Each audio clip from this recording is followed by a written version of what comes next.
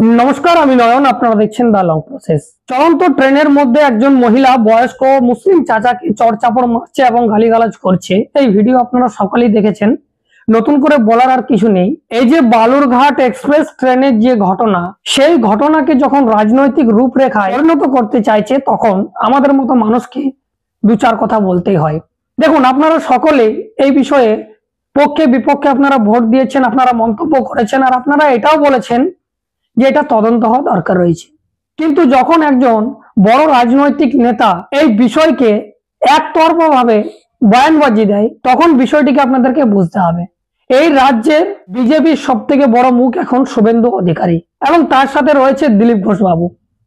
তারা নিজস্ব প্রোফাইল বা আইডি থেকে তারা এই ভিডিওকে শেয়ার করেছেন এবং প্রশংসা করেছেন এবং সেই বয়স্ক মুসলিম চাচাকে কটাক্ষ করেছেন।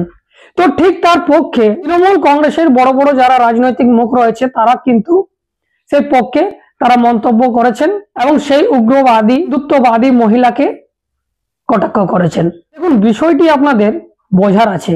যারা বিজেপি করছে, অর্থাৎ যারা হিন্দুত্ববাদীকে প্রতিষ্ঠা করতে চাইছে, তারা আপনাদেরকে এটা দেখানোর চেষ্টা করে যে মুসলমানদেরকে সমস্ত কিছু অধিকার দিয়ে দেওয়া হচ্ছে, পুলিশ প্রশাসনকে ছাড় দিয়ে দেওয়া হচ্ছে, যার জন্য এক সময় আসবে বাংলাকে তারা কবজা করে নেবে।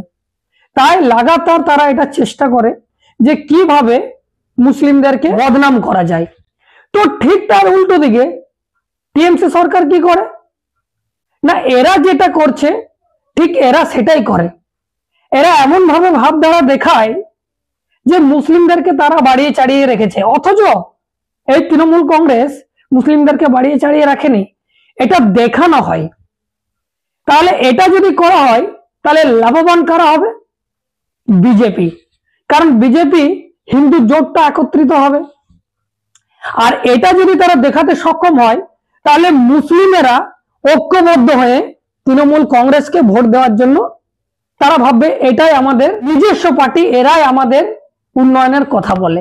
বিষয়টিকে বোঝার আছে। যারা এই ধরনের দুটি দল এই রাজনীতি করছে এই বিষয়কে নিয়ে, এখান থেকে পরিষ্কার একটা জিনিস ভেসে ওঠে, দলগুলি কারা নির্মাণ করেছে? কোনো এসসি এসটি ওবিসি, কোনো মুসলিম খ্রিস্টান জৈন বুদ্ধিস্ট না। তাহলে বিজেপি কে নির্মাণ করেছে? একজন ব্রাহ্মণ। টিএমসি কে নির্মাণ করেছে? একজন ব্রাহ্মণ। তাহলে টিএমসি একজন ব্রাহ্মণ নির্মাণ করেছে, কোনো মুসলিম সম্প্রদায়ের মানুষ করেনি, কোনো এসসি এসটি ওবিসির মানুষ করেনি। তাহলে একে যদি আপনারা সমর্থন করেন, তাহলে রাজা কাকে বানাচ্ছেন? একজন ব্রাহ্মণকেই। ঠিক তার উল্টো দিকে যদি বিজেপিকে হিন্দুরা যদি সমর্থন করে, তাহলে রাজা কাকে বানাচ্ছেন? ব্রাহ্মণকেই। এখানে এসসি এসটি ওবিসি আর মাইনরিটি সমাজের মানুষকে এরা মগজ ধোলাই করে হিন্দু মুসলিম করে দাঙ্গা বানিয়ে দিতে চাইছে, যাতে এরা হিন্দু মুসলিম করে মারামারি করুক। আর এরা কিন্তু মালাইটা খাবে কারা? ব্রাহ্মণেরা।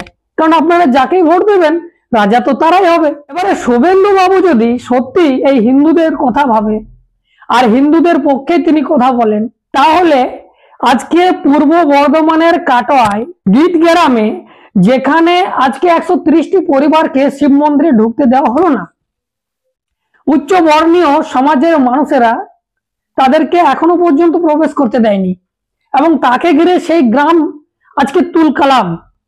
কিন্তু শুভেন্দু বাবুর একটা পোস্ট দেখেছেন? কারণ এক উচ্চ জাতির মানুষ হিন্দুরা নিম্ন জাতির হিন্দু, মানে এই দেশের যারা দম মুচি বাউরি হাঁড়ি, যারা নিম্ন কাস্টের মানুষ, তারা মন্দিরে ঢুকতে পারেনি। একটা পোস্ট দেখেছেন আপনারা? কারণ এই পোস্ট করলে তো শুভেন্দু বাবু ধরা পড়ে যাবে, তাই পোস্ট করেনি। ঠিক মমতা ব্যানার্জির যারা মুখ্যপাত্র বা বড় বড় নেতা, তারা কি মুখ খুলেছে যে 130টি পরিবারকে উচ্চ বর্ণের যারা মানুষ রয়েছে তারা ঢুকতে দেয়নি, প্রবেশ করতে দেয়নি, সেই শিব মন্দিরে পুজো দিতে দেয়নি? তাহলে এরা কেউ আপনাদের হিতের কথা বলে না, কিন্তু তবু আপনারা এদেরকে হর্তা কর্তা বিধাতা বলে আপনারা ভোট দিয়ে যাচ্ছেন। তাহলে বিষয়টিকে বোঝার আছে।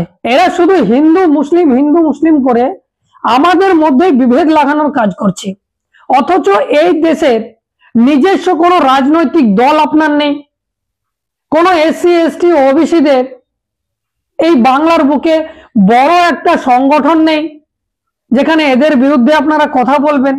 আপনারা কি করছেন?